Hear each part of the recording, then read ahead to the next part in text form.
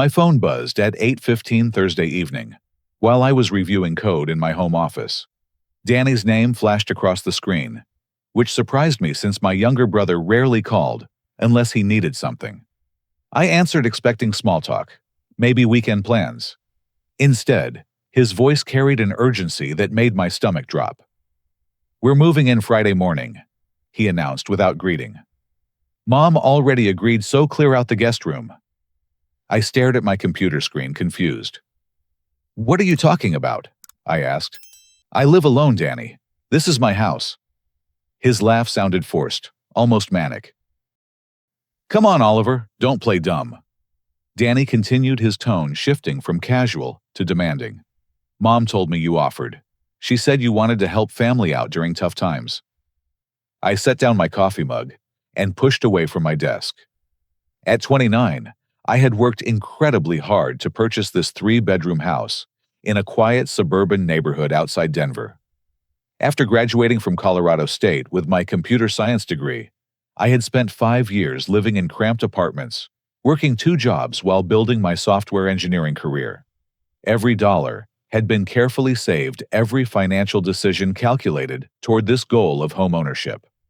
Danny, 3 years younger, had followed a completely different path. Star quarterback in high school, he had received a partial football scholarship to University of Colorado, but dropped out sophomore year after losing his starting position. Since then, he had bounced between temporary jobs and had never moved out of our parents' house in Fort Collins. "Danny, I never offered anything," I said firmly. "I don't know where Mom got that idea, but there's been some kind of misunderstanding." "Misunderstanding?" His voice rose. "Are you seriously going to back out now? Mom and Dad are counting on this. They've been planning for weeks." My heart rate accelerated. "Planning what exactly? What situation requires you to move in anywhere?" "Look, I just need a place for a while until I get back on my feet. Family helps family, right? That's what Dad always taught us." I walked to my living room window and peered out at the well-maintained lawn I had spent last weekend mowing and edging. This house represented 7 years of sacrifice and discipline. I had chosen this neighborhood specifically for its safety and quiet atmosphere, perfect for working remotely and building the life I had always envisioned. "Danny, whatever Mom thinks she heard, I never agreed to anything. This is my home. I bought it, I pay the mortgage, and I live here alone." "Too late to change your mind now," he snapped. "The moving truck is already reserved. Mom and Dad took time off work. Everything's arranged." My blood pressure spiked.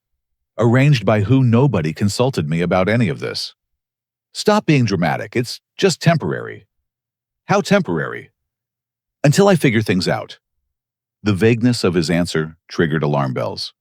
Danny had always been the family favorite, the golden child who could do no wrong in our parents' eyes.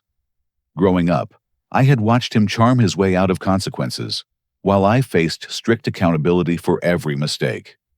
When he struggled in school, our parents hired tutors. When he wrecked his first car, they bought him another.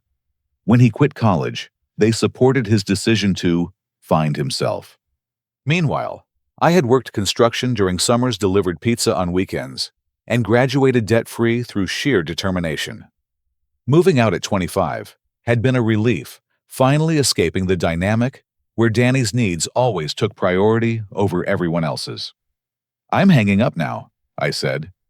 "Whatever you told Mom and Dad, you need to call them back and explain the misunderstanding." "Oliver, don't you dare!" I ended the call and immediately opened our family group text chat. Scrolling up through recent messages, my stomach dropped as I found conversation after conversation, where Danny had been telling our parents about Oliver's generous offer and temporary housing arrangement. Message from 2 weeks ago. "Oliver's really excited about having me stay for a while. He said the house is too big for just him." Another from 10 days ago. "Talked to Oliver again today. He's looking forward to the company and wants to help me save money." From 5 days ago. "Oliver asked if you could contribute toward utilities, since I'll be staying there. Maybe $5,000 to help cover costs while I transition." My hands shook as I read. Danny had been systematically lying to our parents for weeks, creating an elaborate fiction where I had not only offered housing, but requested financial assistance. The manipulation was breathtaking in its scope and precision. My phone rang again. Mom's contact photo filled the screen. "Oliver, honey, I just got off the phone with Danny. He sounded upset." "Mom, there's been a huge misunderstanding. I never offered—" "Sweetheart, I know you're nervous about having someone in your space, but this means so much to your father and me. Danny's been struggling, and family needs to support each other." "What do you mean, struggling? What's going on with Danny?"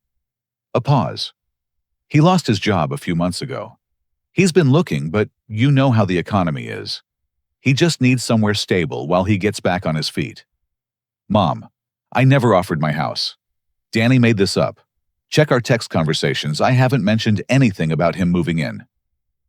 "Oliver, don't be cruel. Danny showed us the messages where you offered. We've already arranged time off work to help with the move. We took out a small loan to contribute the money you requested for expenses." My world tilted. "You took out a loan? Just a tiny equity loan against the house. $5,000 like you asked. We're happy to help when family supports family." The phone felt heavy in my hand. My 62-year-old parents had borrowed against their retirement home based on Danny's lies. They believed I had not only offered housing, but requested money to make it happen. "Mom, I need you to listen carefully. I never ever offered housing to Danny. I never requested money. I don't know what messages he showed you, but they weren't from me." "Oliver Joseph, stop this nonsense right now. We've seen the evidence. We've planned everything. The truck is rented, the time off is scheduled, and we've already given Danny the money. You cannot back out of commitments to family." After she hung up, I sat in stunned silence. Danny had orchestrated an elaborate deception involving our entire family, manipulated our elderly parents into debt, and planned to invade my home based on complete fabrication. I walked to my security system panel and armed every sensor. Cameras activated throughout the property, motion detectors came online, and smart locks engaged. If Danny planned to follow through on this invasion, he would find my house protected by comprehensive security measures. My phone buzzed with a text from Dad. "Disappointed in your attitude toward family, Oliver. We raised you better than this. See you Friday morning to help your brother move in." I stared at the message, realizing Danny's manipulation had successfully turned my parents against me. Tomorrow would bring a confrontation I never could have imagined, but I would be ready. Friday morning arrived gray and drizzly, typical October weather for Colorado's Front Range. I had barely slept, alternating between anger at Danny's manipulation and heartbreak over my parents' betrayal. Working from my home office, I kept multiple security camera feeds open on my second monitor while trying to focus on debugging software for a client project. At exactly 8 o'clock, the doorbell camera detected motion. A massive yellow moving truck rumbled up my driveway, followed by my parents' silver Honda Civic. My stomach clenched as I watched Danny emerge from the truck's passenger side, directing 2 hired movers toward the back. The doorbell rang, and I opened the Ring app on my phone. Through the camera, I could see Mom's worried face peering up at the lens. She wore her best church dress, as if this were a special occasion, rather than an invasion based on lies. "Oliver, honey, please open the door." Her voice came through the speaker. "It's cold out here, and the movers need to know where to put Danny's furniture."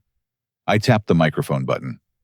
"Mom, we need to talk about this situation before anyone brings anything inside." "Sweetheart, we've already paid the movers for a full day. Please don't make this more difficult than necessary." Dad stepped into frame, his expression stern. He wore his weekend flannel shirt and work boots, clearly prepared for heavy lifting. "Oliver, open this door right now. We've driven 45 minutes to help your brother, and we're not leaving until he's settled. I understand you've made arrangements based on what Danny told you, but I need you to understand that I never agreed to any of this." Danny appeared behind them, his face twisted with frustration. "Just use the key, Mom. He's being ridiculous." My parents exchanged glances.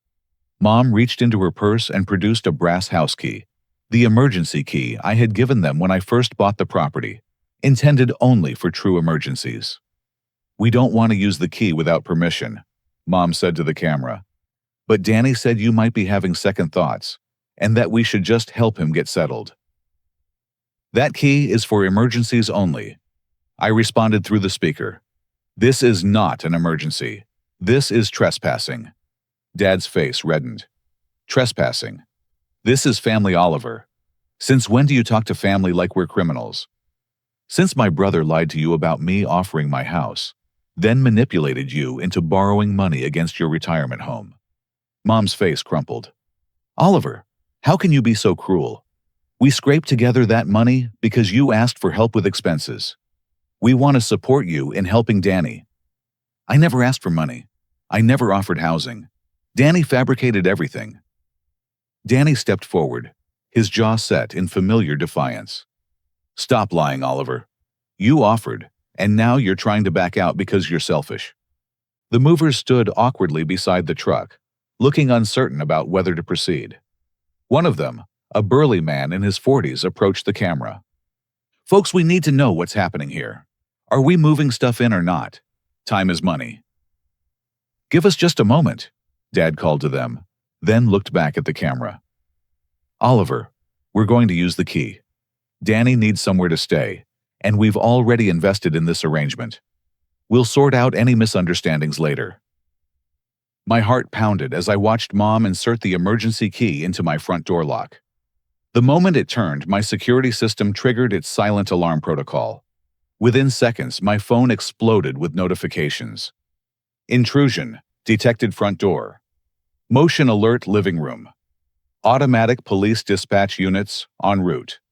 I had installed a comprehensive security system, specifically designed to detect unauthorized entry, even with valid keys, during armed status.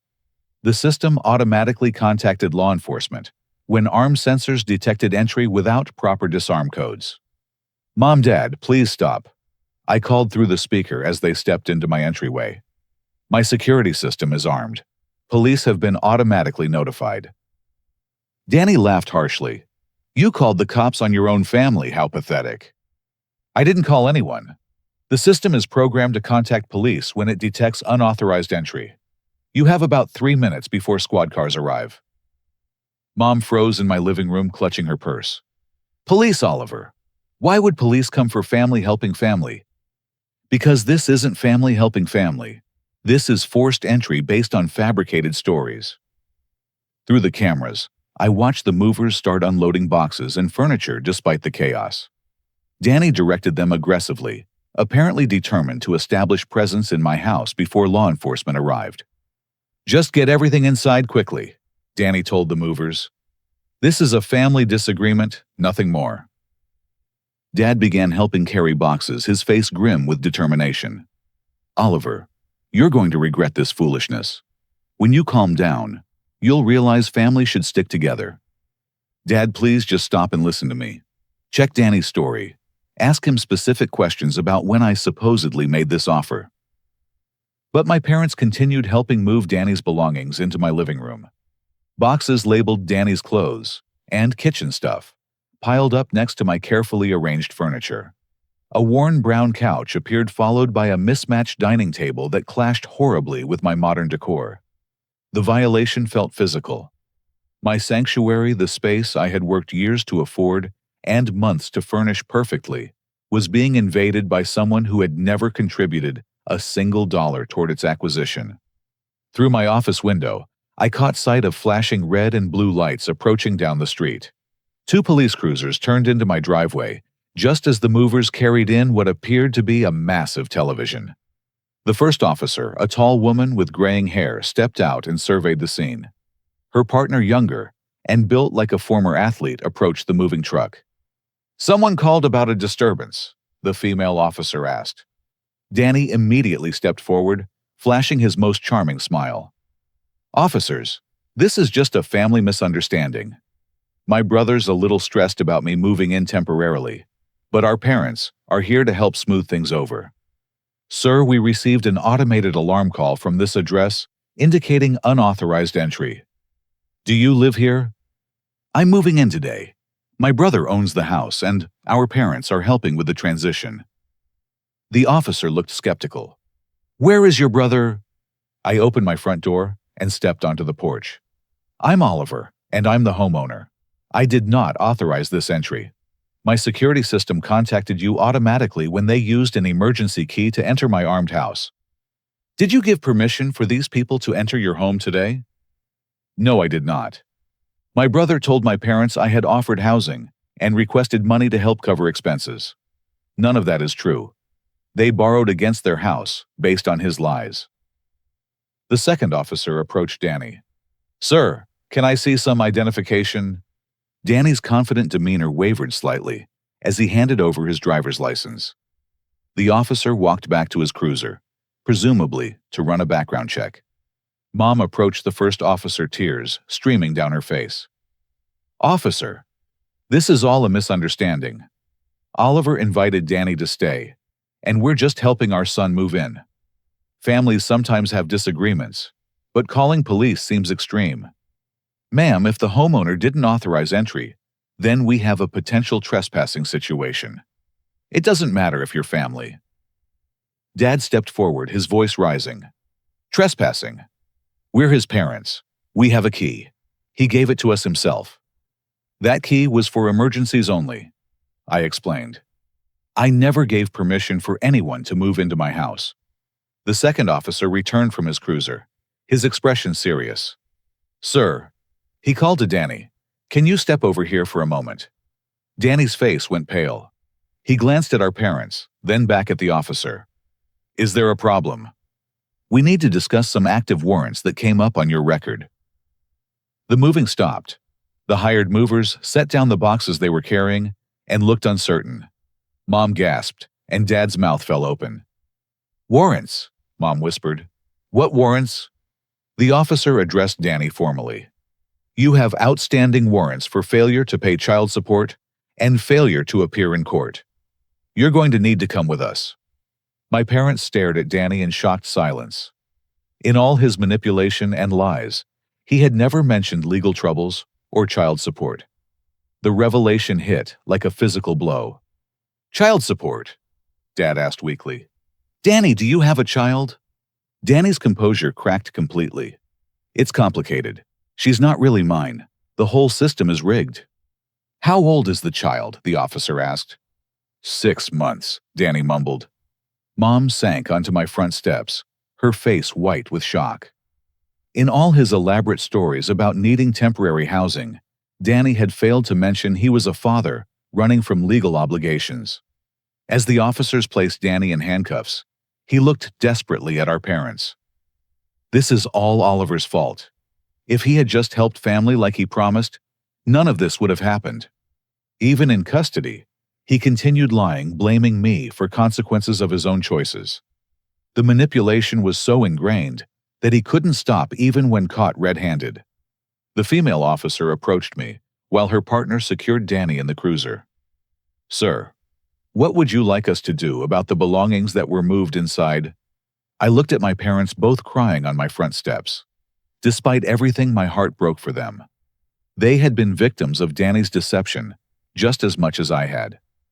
Officer, I'd like to press charges for trespassing and any other applicable offenses, but my parents can retrieve Danny's belongings. They didn't know they were committing a crime. As the police car pulled away with Danny in the back seat, I faced the most difficult conversation of my life with the two people who had raised me but had chosen to believe lies over truth. The aftermath of Danny's arrest left an eerie silence in my driveway. The movers stood around uncertainly, apparently unsure whether they would be paid for a job that had ended in police intervention. My parents sat on my front steps, Dad with his head in his hands and Mom clutching tissues while tears streamed down her cheeks. Officer Rodriguez, the female police officer who had handled the situation, remained to take my statement. Her partner had departed with Danny, but she needed to document the incident thoroughly. Mr. Thompson, I need to understand the full situation here. You're saying your brother lied to your parents about having your permission to move in? I pulled out my phone and showed her the family group chat. Here's the text conversation where he's been telling them about my supposed offer. You can see I never participated in any of these discussions. She reviewed the messages, her eyebrows rising as she read Danny's elaborate fabrications. This shows a clear pattern of deception. The lies about you requesting money are particularly concerning. Officer Rodriguez. Mom interrupted, rising shakily from the steps. We need to understand about these warrants. Danny never mentioned having a child. The officer consulted her notes. According to the database, your son owes $12,400 in unpaid child support for a 6-month-old daughter. He also missed his court appearance last month for the support hearing. Dad finally looked up, his face gray with shock. $12,000. How is that possible for a 6-month-old? Child support calculations include medical expenses from birth, ongoing monthly obligations, and penalties for non-payment. He's been dodging the system since the baby was born. I felt a complex mix of vindication and sorrow. While Danny's arrest proved his deception, watching my parents learn about their secret granddaughter was heartbreaking. There's something else, I told Officer Rodriguez. Danny's been unemployed for months, but he never told our parents. When he said he needed temporary housing, they assumed it was just between jobs. How do you know he's unemployed? I pulled up my LinkedIn app and searched for Danny's profile. Look at his last employer listing, Rocky Mountain Construction. I called them yesterday after his announcement about moving in. Officer Rodriguez took notes while I explained my conversation with Danny's former supervisor, who had confirmed Danny was terminated 3 months ago for theft of tools and materials from job sites. So he lost his job for stealing OS, child support, has active warrants, and lied to your parents about all of it while manipulating them into borrowing money. That's exactly right. And somehow I'm the villain for not enabling his deception. Mom approached us, her voice small and broken. Officer, what happens now? Where will Danny stay when he gets out?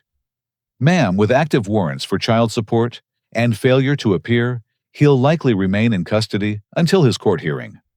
The judge will determine bail based on his flight risk and the outstanding obligations. Dad joined us, looking older than his 62 years.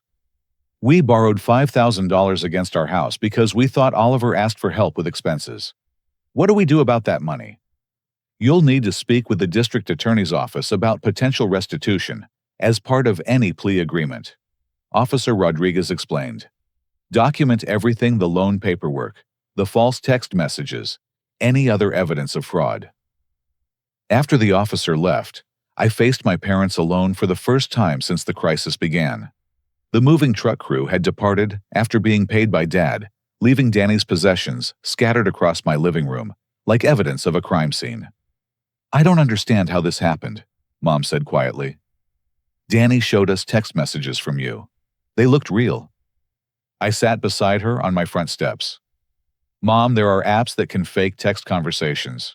Or he could have edited screenshots. Did you ever see the messages on my actual phone? She shook her head. He always showed us his phone. Said you preferred texting him instead of the family chat. That should have been a red flag.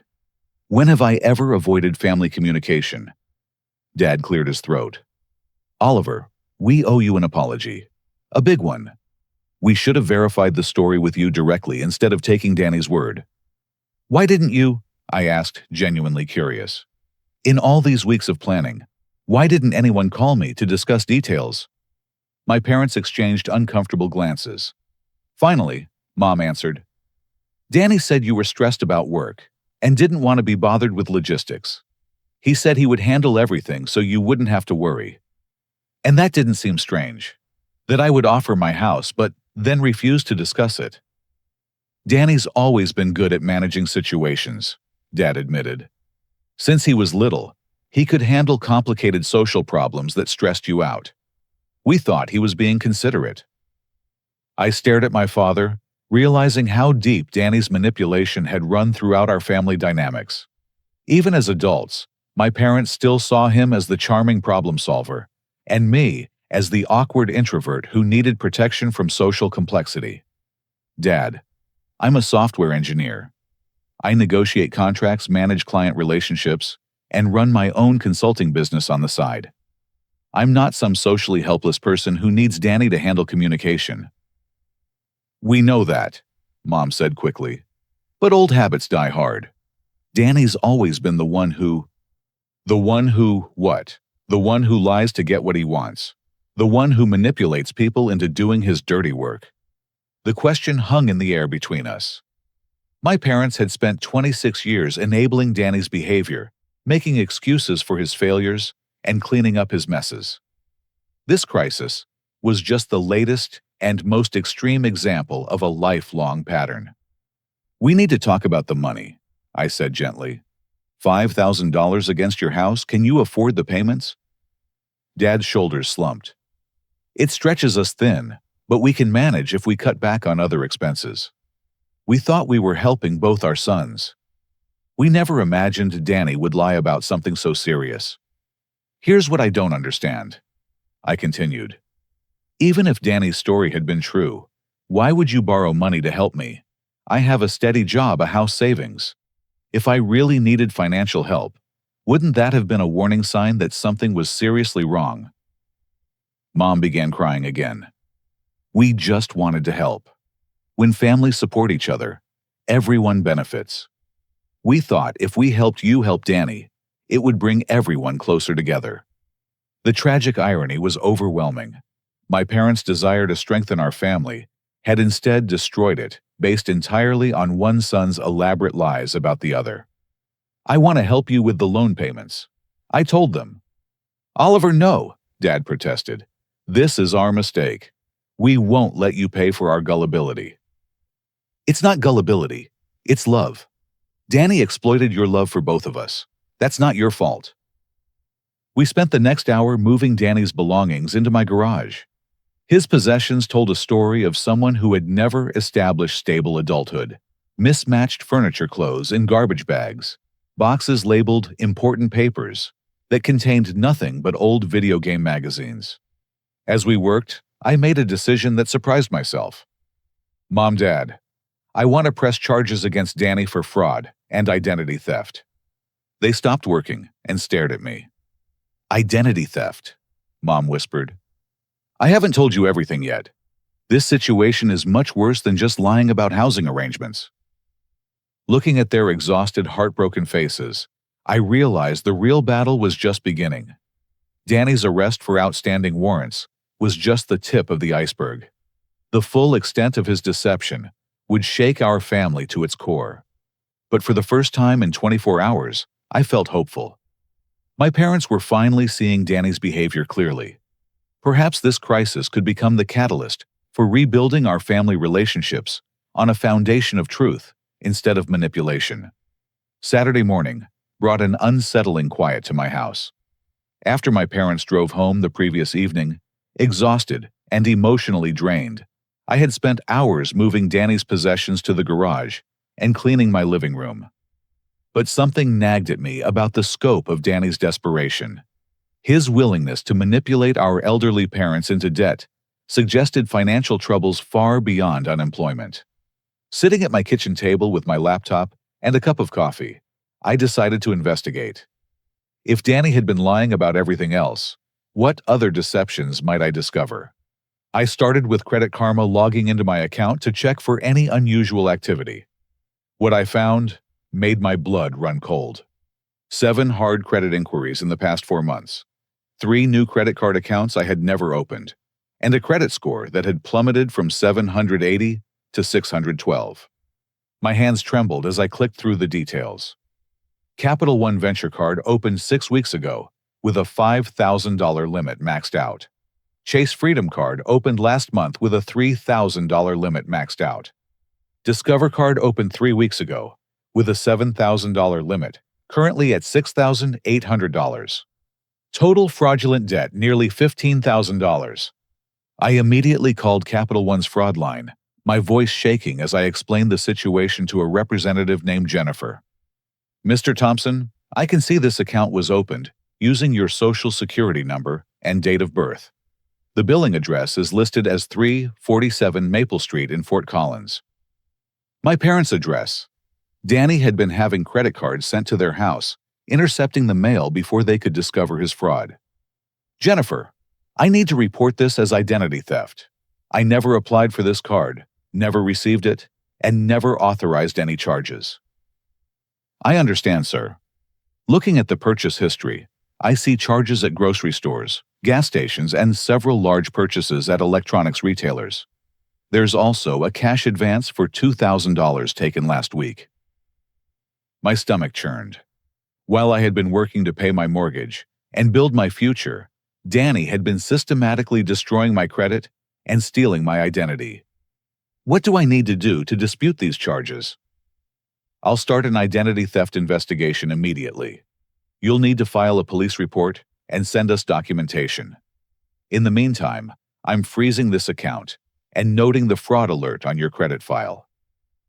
Similar calls to Chase and Discover revealed the same pattern.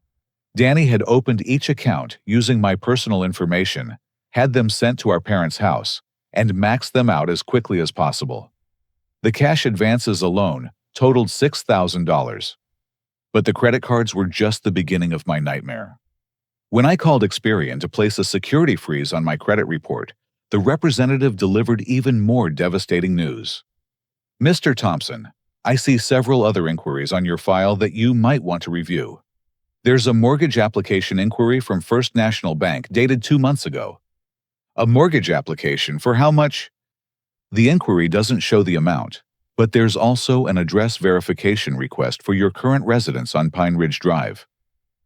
Danny had tried to take out a mortgage against my house. He had somehow obtained enough personal information to apply for a loan using my property as collateral. I called First National Bank, immediately reaching a loan officer named Michael Chen, who pulled up the application. Mr. Thompson, I remember this application. You applied for a $150,000 cash-out refinance on your home. The application was withdrawn after we requested employment verification documents. I never applied for any refinance. This is identity theft.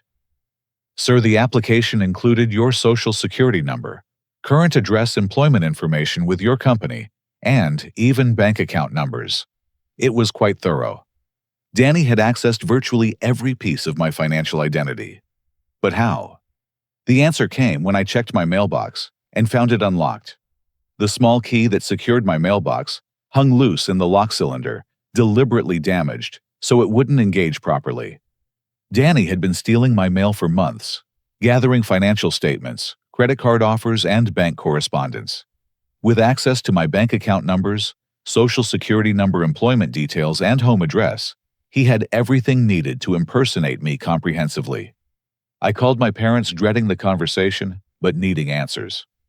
Oliver, honey, how are you holding up? Mom answered on the first ring. Mom, I need to ask you something, and I need you to be completely honest. Has Danny been receiving mail at your house? A long pause. Some mail, yes. He said he was having financial documents sent there temporarily, while he looked for his own place. What kind of mail? Credit card offers, bank statements, official-looking envelopes. He always picked it up promptly. He said it was related to job applications and apartment hunting. Mom, those were credit cards and financial documents in my name. Danny has been stealing my identity for months. I could hear her sharp intake of breath. Identity theft, Oliver. That's a serious crime. It's a felony. He's stolen my identity to open credit cards, apply for loans, and destroy my credit score. While you thought he was helping me by arranging housing, he was actually stealing my financial identity to pay his debts. Dad's voice came on the line. Apparently, Mom had put me on speaker. Son, how much money are we talking about? $15,000 in fraudulent credit card debt so far. He also tried to refinance my house for $150,000. The silence stretched so long I thought the call had dropped. Finally, Mom spoke, her voice barely a whisper. He was going to steal your house. If that loan had gone through, he could have taken the cash and disappeared, leaving me responsible for payments on money I never received. Dad cleared his throat. Oliver, we had no idea. None. Danny told us he was getting back on his feet, looking for work, trying to be responsible. Daddy wasn't being responsible. He was being a criminal, a sophisticated one. I spent the next hour walking them through the evidence, the credit reports, the fraudulent accounts, the intercepted mail, the mortgage application. With each revelation, my parents grew quieter and more horrified. "We enabled this," Mom finally said. "By giving him our address for mail, by believing his stories, by not asking hard questions. We enabled our son to become a criminal." "Mom, you're not responsible for Danny's choices. But I need to know, has he ever asked you for other personal information? Social security numbers, bank account details, anything like that?" "Last month, he asked for our social security numbers," Dad admitted. "He said he was applying for an apartment, and they needed family references with full information for background checks." My heart sank. "Dad, check your credit reports immediately. If he stole my identity, he may have stolen yours too." The call ended with my parents promising to monitor their own financial accounts, while I continued documenting Danny's fraud. But as I compiled evidence, a new worry emerged. If Danny was desperate enough to steal my identity and manipulate our parents into debt, what other crimes might he have committed, and how many other people had he victimized, while our family remained oblivious to his true nature? The brother I thought I knew was apparently a stranger, a calculating criminal who had spent months systematically betraying everyone who loved him. Sunday afternoon brought an unexpected family meeting at my parents' house. Mom had called that morning, her voice heavy with exhaustion, requesting that I drive to Fort Collins so we could figure out how to fix this mess. She had also mentioned that my Aunt Sarah and Uncle Jim were coming along with my cousin Rachel, after hearing Danny's version of events from a collect call he had made from jail. I arrived at my childhood home to find the living room full of relatives, their faces ranging from confused to accusatory. The scene felt like an intervention, except I wasn't the one with the problem. Aunt Sarah, Mom's older sister, stood as I entered. "Oliver, we need to talk about this situation with your brother. Danny called Rachel yesterday and explained how you've abandoned family in crisis." My cousin Rachel, normally one of my favorite relatives, looked at me with disappointment. "Oliver, I get that you like your space, but calling police on family crosses a line. Danny said you promised to help, then changed your mind out of spite." I set my laptop bag down and looked around the room. Uncle Jim sat stiffly on the couch, clearly uncomfortable, but present to support his wife. My parents occupied their usual chairs, looking older and more fragile than I had ever seen them. "Before we discuss anything," I said carefully, "I need everyone to understand that Danny has been lying to all of us for months. What he told Rachel is just the latest version of his manipulation." "Manipulation?" Aunt Sarah's voice rose. "Oliver, that's a serious accusation to make about family." I opened my laptop and connected it to my parents' television. "I'm going to show you evidence, and then you can decide for yourselves who's telling the truth." Over the next 30 minutes, I presented the documentation systematically. The fraudulent credit accounts, the intercepted mail, the mortgage application using my home as collateral, the false text messages claiming I had requested money from our parents. The room grew progressively quieter as the evidence accumulated. Rachel was the first to speak. "The credit cards were really opened in your name, without your permission. $15,000 in fraudulent debt. Danny destroyed my credit score while our parents thought I was asking them for financial help." Uncle Jim leaned forward. "And the mortgage application? $150,000 cash-out refinance that would have given Danny access to most of my home's equity. If it had gone through, I could have lost my house." Aunt Sarah sank back into her chair. "How long has this been going on?" "Based on the credit inquiries, at least 4 months, probably longer." Dad cleared his throat. "We checked our own credit reports yesterday, like Oliver suggested. Danny applied for 3 credit cards using our information too. Fortunately, we were denied due to our limited income, but the inquiries are there." The revelation hit the room like a physical blow. Danny had attempted to steal his own parents' identities alongside mine. "So he tried to defraud Mom and Dad too?" Rachel asked weakly. "He succeeded in getting them to borrow $5,000 against their house, Based on completely fabricated stories, I replied. The identity theft attempts were just backup plans. Mom spoke for the first time since I had arrived. Rachel, when Danny called you, did he mention having a daughter? A daughter, no. What daughter?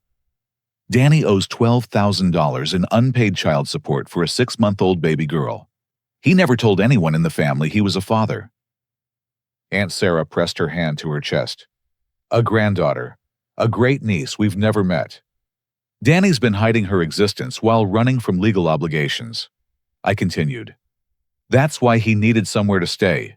Not unemployment, not bad luck, but fleeing from child support enforcement. The family meeting continued for 2 hours, as the full scope of Danny's deception became clear.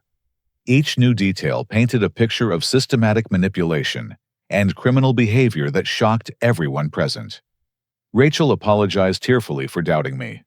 Uncle Jim offered to help with legal expenses if I decided to press charges. Aunt Sarah hugged me and promised to contact other family members to correct Danny's lies.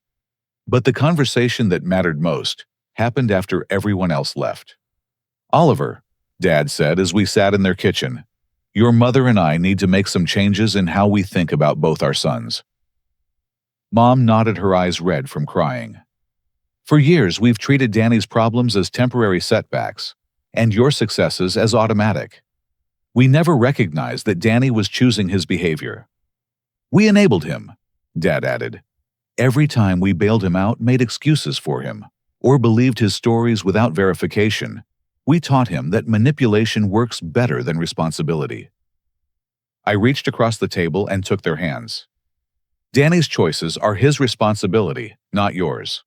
Good parents can still raise a child who makes destructive decisions. But we need to stop enabling those decisions, Mom said firmly. No more money, no more excuses, no more believing stories without evidence. What about the $5,000 you borrowed? Dad straightened his shoulders. We'll manage the payments ourselves. It's our consequence for not verifying Danny's story with you directly. And if Danny calls from jail asking for bail money or lawyer fees, he can call someone else. Mom replied, her voice stronger than it had been all weekend. We're done being his personal rescue squad. That evening, as I drove home to Denver, I felt a complex mix of emotions. The family meeting had been painful, but necessary. For the first time in our adult lives, my parents saw both their sons, clearly Danny, as the manipulator he had become, and me as the responsible adult I had worked to become. But the hardest conversation still lay ahead.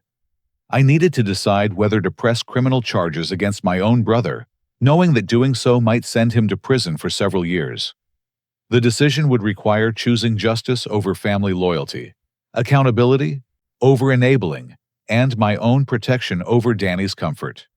As I pulled into my driveway and saw my house, my sanctuary that Danny had tried to steal, the choice became clear. Some betrayals are too deep for family forgiveness. Some crimes demand consequences, regardless of blood relationships. And sometimes protecting yourself requires standing against the people you love most. Monday morning, I would call the district attorney's office and formally press charges for identity theft, fraud, and attempted property theft. Danny had made his choices. Now he would live with the consequences. Monday morning arrived crisp and clear, one of those perfect October days in Colorado, when the mountains stand out sharp against the blue sky. I had taken a personal day from work to meet with the district attorney's office, but first, I needed to gather every piece of evidence I could find. I was reviewing bank statements in my kitchen when my phone rang with an unknown number. Normally, I would let it go to voicemail, but something prompted me to answer. Is this Oliver Thompson? The voice belonged to a young woman, nervous and hesitant. Yes, this is Oliver. Who's calling? My name is Jessica Martinez. I'm Danny's. I'm the mother of his daughter, Emma. I heard about what happened Friday, and I think we need to talk. My coffee mug froze halfway to my lips. Danny's baby mama was reaching out to me directly.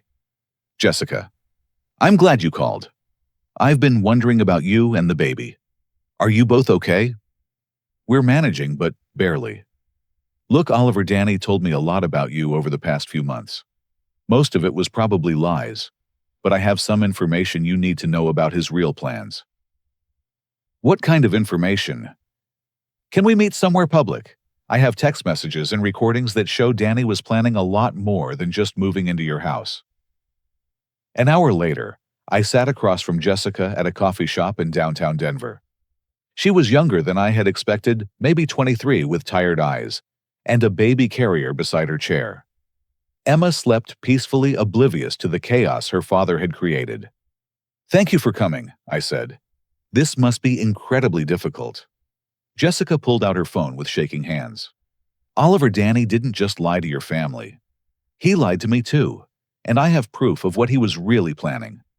She showed me text message conversations that made my blood run cold. Message from Danny 2 months ago.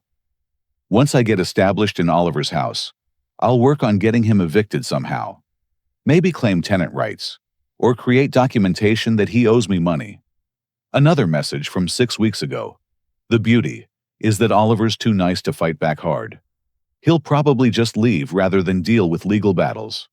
Then, I can take over the mortgage payments and own the house eventually." And the most damning message from just 10 days ago. "I've got copies of all Oliver's financial documents now. If he tries to kick me out, I'll destroy his credit completely and maybe steal his identity for a fresh start somewhere new." Jessica's voice trembled as she explained.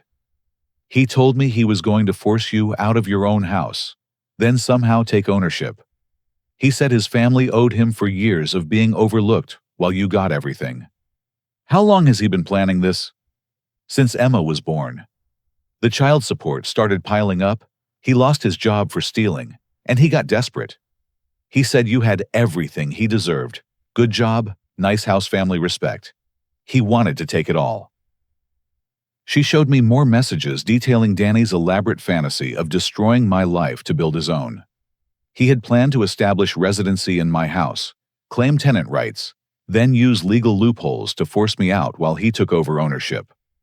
"Jessica, why are you showing me this? You could get in trouble for helping me." Tears formed in her eyes. "Because I have a daughter to protect. Danny owes $12,000 in child support, but instead of getting a job and paying what he owes, he's been plotting to steal your life. Emma needs a father who takes responsibility, not a criminal who destroys other people. What do you want me to do with this information?" "Press charges. All of them. Danny needs to face consequences for his choices, or he'll never change. And Emma deserves better than a father who thinks stealing and lying are acceptable solutions to problems." Jessica also revealed that Danny had been pressuring her to lie to authorities, claiming that Emma wasn't his daughter, despite DNA evidence. He had missed every scheduled visitation, ignored court orders, and threatened to disappear completely, rather than pay support. He told me if I pursued child support too aggressively, he would make sure I never saw a penny by destroying his own identity and starting over somewhere new. The conversation continued for an hour, as Jessica provided detail after detail of Danny's criminal mindset. She gave me copies of text messages, voicemails where he threatened to disappear, and documentation of missed support payments. "There's one more thing," she said as we prepared to leave. "Danny applied for jobs using your name and credentials. He told me he was testing whether he could successfully impersonate you for employment fraud." That afternoon, I met with Assistant District Attorney Maria Santos, a sharp woman in her 40s who specialized in white-collar crime. I brought printed copies of everything: the fraudulent credit accounts, Jessica's text messages, evidence of mail theft, documentation of the attempted mortgage fraud. "Mr. Thompson, this is one of the most comprehensive identity theft cases I've seen. Your brother didn't just steal your financial identity. He planned to steal your entire life. What charges are we looking at?" "Identity theft in the first degree, multiple counts of fraud, attempted property theft, and possibly conspiracy to commit grand theft. With the child support violations and failure to appear, he's looking at serious prison time." "How serious?" 5 to 8 years, possibly more, depending on the total financial damage. Colorado takes identity theft very seriously, especially when it involves family members exploiting trust relationships. DeSantos explained the legal process thoroughly. Danny would remain in custody until his arraignment, where a judge would set bail based on flight risk and the severity of charges. Given his history of avoiding court appearances and the evidence of planned identity destruction, bail would likely be substantial. The strongest part of your case is the evidence of premeditation. These text messages show months of planning to defraud you, steal your property, and destroy your financial life. This wasn't desperation. It was calculated criminal behavior.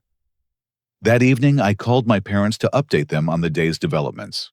The conversation was heartbreaking but necessary. "Oliver, we support your decision to press charges," Dad said. "Danny needs to face consequences for what he's done." "It's the hardest thing we've ever had to say about our son," Mom added, "but we can't enable criminal behavior anymore." "There's something else you should know," I told them. "Danny has a daughter named Emma. She's 6 months old, and he owes $12,000 in support." Mom's voice broke. "We have a granddaughter we've never met. Jessica, the baby's mother, wants Danny to be held accountable. She's providing evidence to support the prosecution." "Could we meet her and Emma?" I thought about Jessica's exhausted face, her determination to protect her daughter from Danny's destructive behavior. "I'll ask her. I think she could use family support, and Emma deserves to know her grandparents." As I ended the call, I realized the prosecution of my brother would be painful, but necessary. Justice required accountability, especially when it involved family. Danny had made his choices systematically and deliberately. Now those choices would have consequences that reflected their seriousness and scope. For the first time since this nightmare began, I felt hope that our family might heal, and that little Emma might grow up knowing what accountability and responsibility looked like. 6 months later, I stood in the Denver County Courthouse, watching Danny accept a plea agreement that would send him to prison for 4 years, with 3 additional years of supervised probation. The courtroom was nearly empty, except for our immediate family, Jessica, with baby Emma, and DA Santos, who had worked tirelessly to build an airtight case. Danny wore an orange jumpsuit and handcuffs, looking smaller and more defeated than I had ever seen him.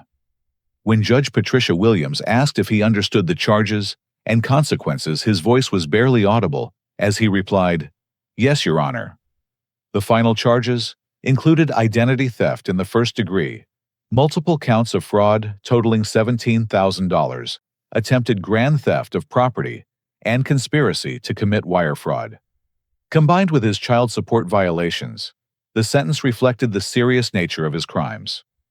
"Mr. Thompson," Judge Williams addressed Danny directly, "your actions represent a profound betrayal of family trust and systematic criminal behavior over many months.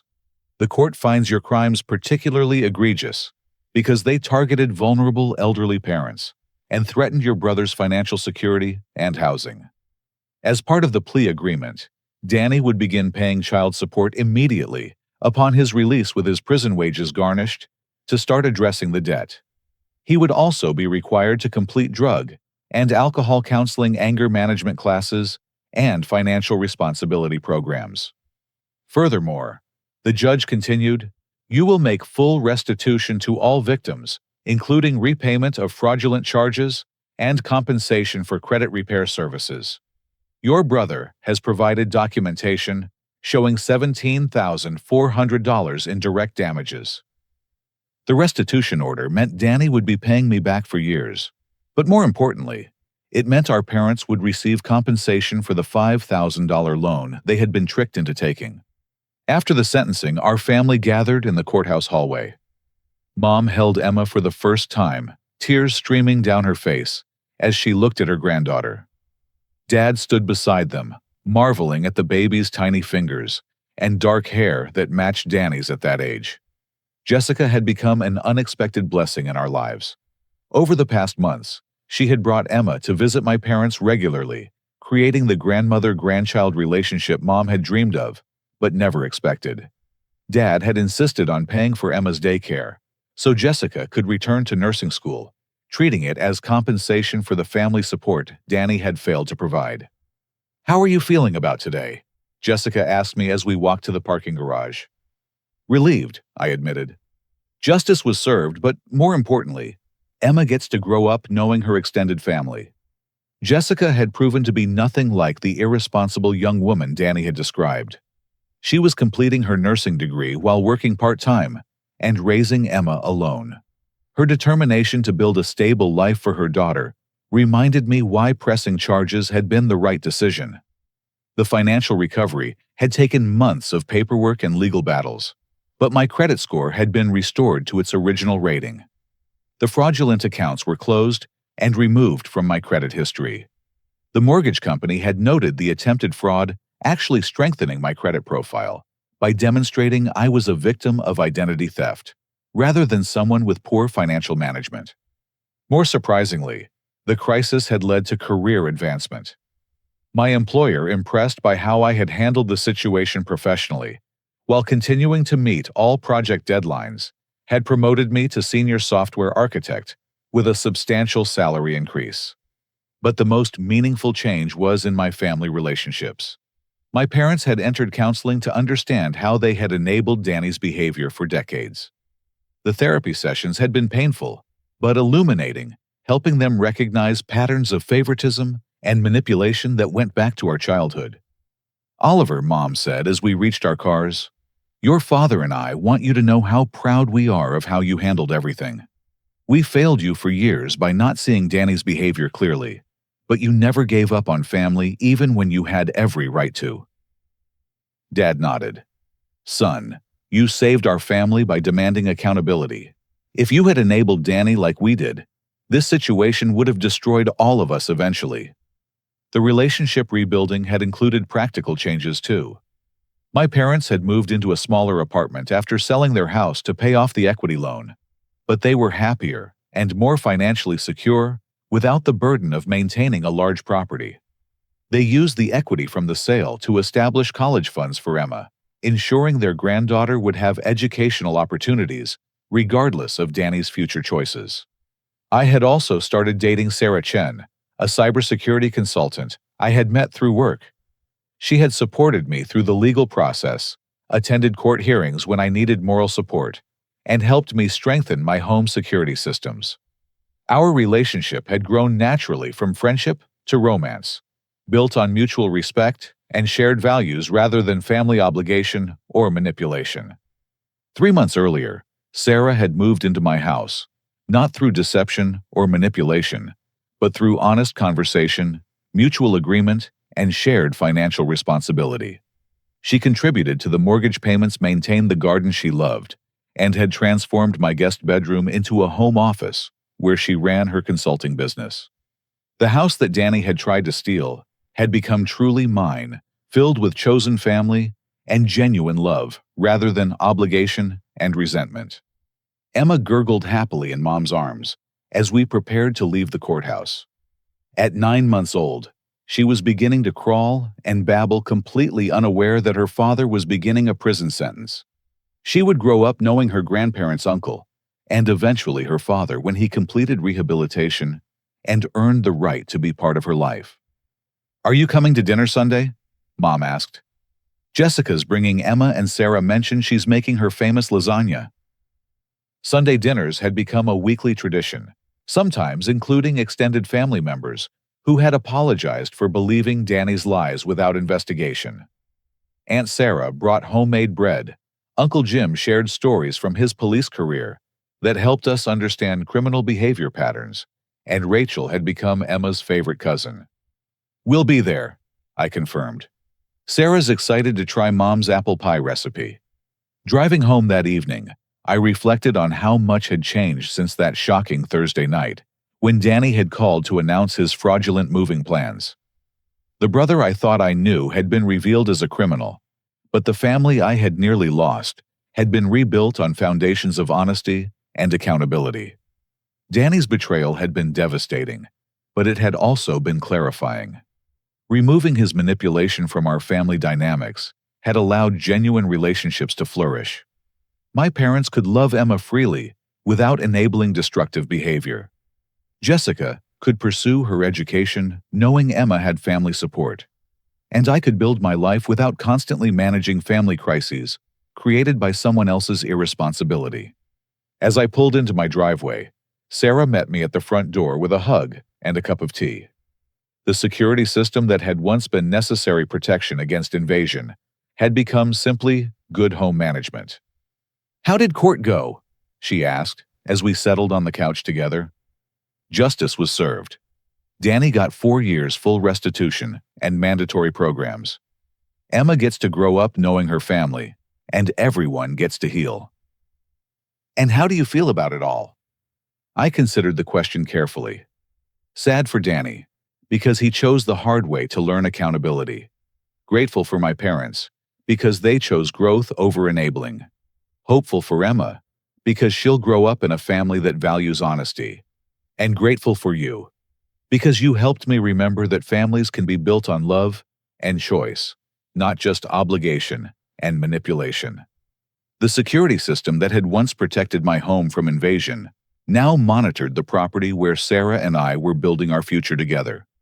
The house Danny had tried to steal had become the foundation for the life I had always wanted, filled with people who chose to be there, supported by relationships built on truth and mutual respect. Looking back on the crisis, I realized it had taught me the most important lesson of my adult life.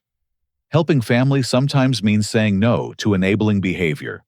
Real love requires accountability, and protecting yourself isn't selfish when someone else's choices threaten to destroy what you've built. Danny's attempt to steal my life had instead shown me how valuable the life I had created really was, and how worth protecting it would always be. 6 months after that first shocking phone call, I finally understood what healthy family relationships looked like. They required boundaries, honesty, and the courage to choose justice over comfortable lies. But most importantly, they required recognizing that love without accountability isn't love at all. It's enabling that ultimately destroys everyone it claims to protect. For viewers who've made it this far, I'd love to know your thoughts. Have you ever had to choose justice over family loyalty when someone you loved betrayed your trust? How did you navigate the balance between protecting yourself and maintaining family relationships? Share your experiences in the comments below. And if this story resonated with you, please like this video, subscribe for more real-life family drama stories, and share this with anyone who might be dealing with similar family manipulation. Your engagement helps me continue sharing these important stories about setting boundaries and demanding accountability from the people we love. Thank you for listening to my story, and remember, sometimes the hardest conversations lead to the healthiest relationships. Take care of yourselves out there, and I'll see you in the next video.